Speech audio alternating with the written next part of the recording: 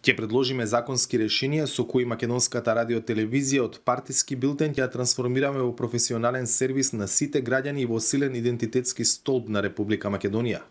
Ова во својата програма го напиша тогаш новата влада која во 2017-та ја презеде власта. Поречиси 2 години изгледа дека до јавниот сервис се уште не стигнал реформскиот бран, амбициозен барем на хартија. Дека работите во МРТ се уште не се промениле, констатираа и Репортери без граници во својот последен извештај за земјава. Програмите на јавниот сервис се уште и служат на интересите на некогашната владеачка партија, стои во репортот. И соговорниците на Гласот на Америка сметаат дека ситуацијата засега е статус кво.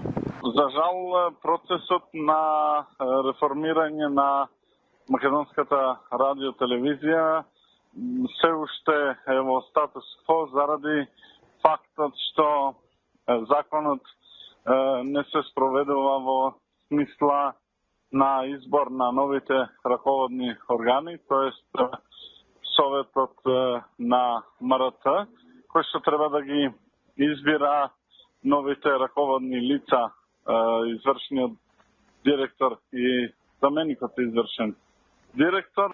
Тахириова го објаснува со фактот дека допрва треба да се изберат членовите на програмскиот совет, постапка што во моментот е во мирување поради претседателските избори.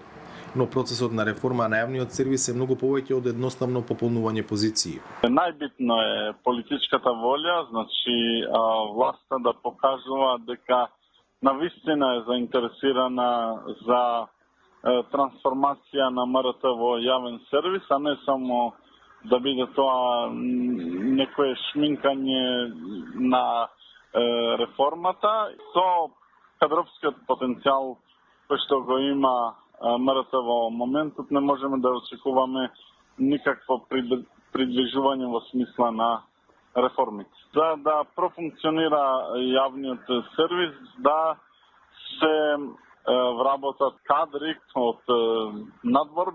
Ако се оди според предвидената динамика, се очекува од септември, повеќе од 2 години по промената на власта, да се видат првите резултати од најавената реформа на МРТ, при што примарниот елемент ќе биде создавање јавен, а не партиски сервис, како што беше во минатото. За Гласот на Америка, од Скопје, Владимир Мирчевски.